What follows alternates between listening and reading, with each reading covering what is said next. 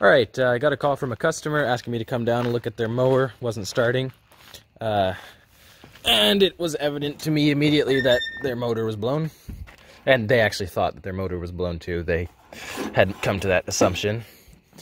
There's no compression at all, and the dipstick is low. Not dry, but quite low. Anyway, I told them I could do an engine swap, and so I trailed it back to my house. This is what it sounds like, by the way. How the hell do you start these things? I don't know how, with these new safeties. Maybe the battery's dead. Battery might be dead. So, I'm gonna unload it and just do a quick old engine swap. I got the engine back here. Alright guys, well I put myself in a bit of a predicament.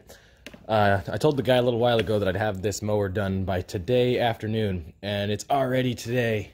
Time flies, man. So now I gotta get this thing done, and I gotta kind of do it quickly.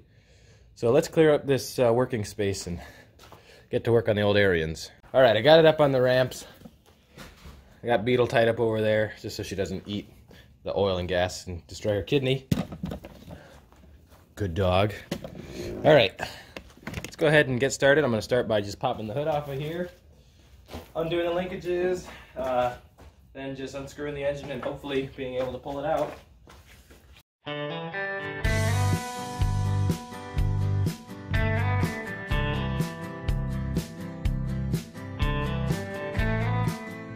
Alright, well I suppose now I'll just undo the belt linkages. Or the, not belt linkages, but the belts. The drive belt and the mower belt. Alright.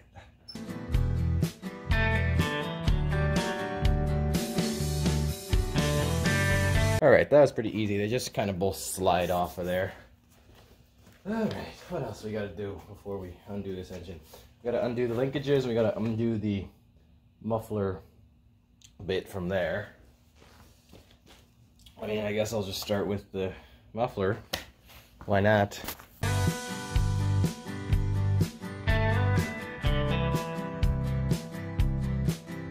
Alright, the exhaust is undone. I guess we'll just stick with this side. We'll undo all the linkage on this side first. So now I'll just do the starter linkage.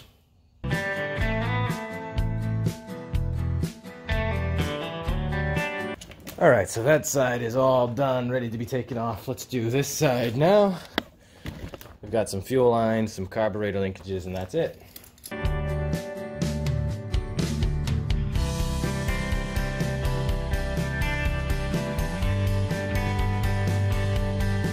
Guys, I think that might be it for linkages on the engine. I think it can just pull off now. I think. Let's go ahead and loosen the motor mounts. Alrighty boys, it's time to take this old engine out of here. See what we can do.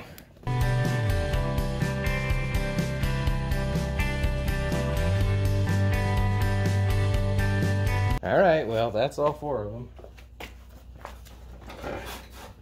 So we got ourselves a free engine here.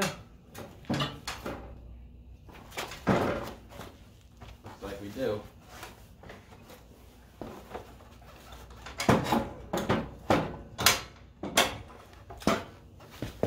Whoops, I'm a bit silly. I gotta take off the pulley, obviously, before I can take off the engine. Alright, finally got the pulley off. It was seized on there pretty good. So, to take it off, we have to take this digger arm here, and I stuck it through on either side, so it was kind of on top there. And then we had two people, so me on this side and somebody on this side, and just banged down on it until it popped off. I guess it's not surprising how hard it was to take off due to the shape of this mower. But, got it now. Let's go ahead and pull this whole thing out of here. Alrighty. There she is. Alright, so out with the old engine and in with the new Briggs & Stratton 19 horsepower. Here we go. There's Beetle basking in the sun.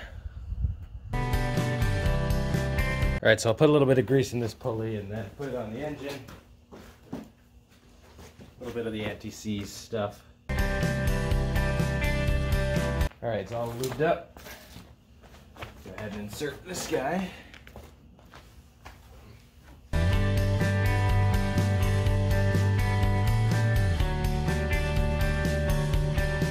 I got the pulley on, let's put the belts on now. And I'm doing this all before I've even tightened the motor mounts, which may not be smart.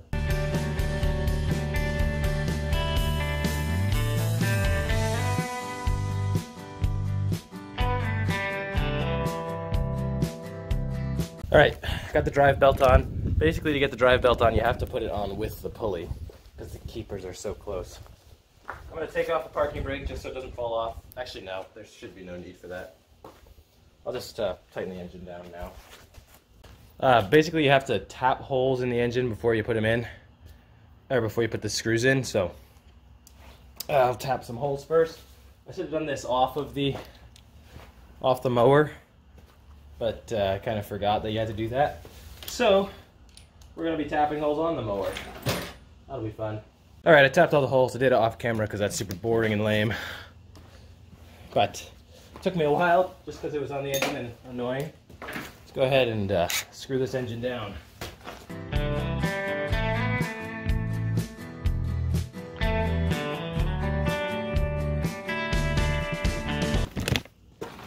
Yeah, it's in there pretty good.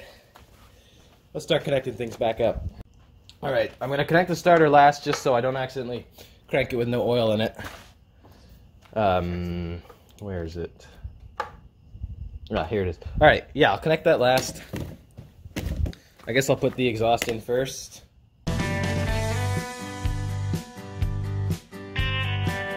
Alright, other side, we'll do the carburetor linkages. I already threw the fuel line on.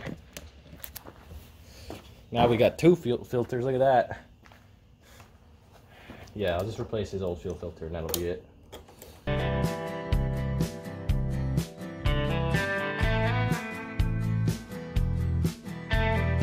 Alright, that's that done. We'll put on the old crankcase vent. Which goes here.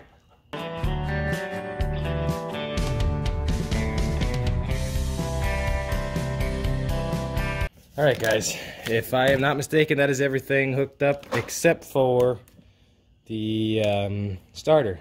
So let's go buy some oil and fill this up with oil and then start it up. Oh, one last thing. I forgot to pop this guy on.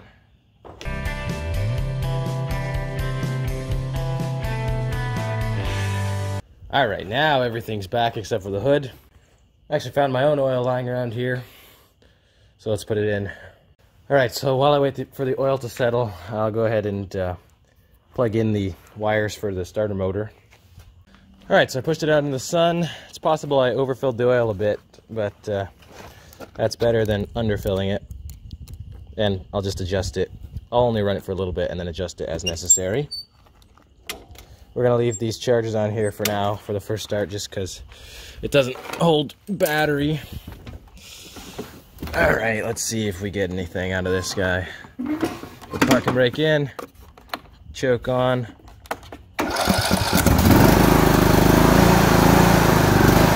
at that! Sweet!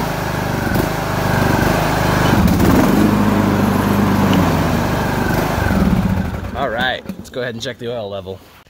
Usually engines don't start that fast after a replacement, but I think I've been letting it fill the bowl for quite a while now, so that's why it started so quickly.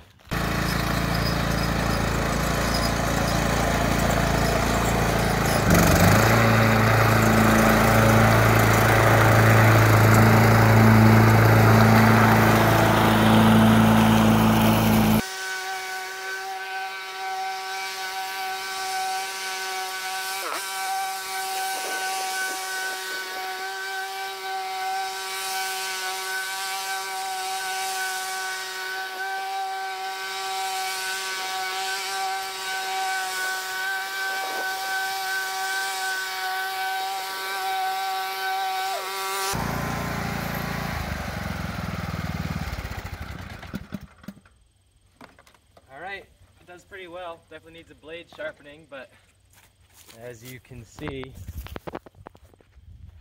it mowed all right here. So, that's the end of this video, guys. See you next week.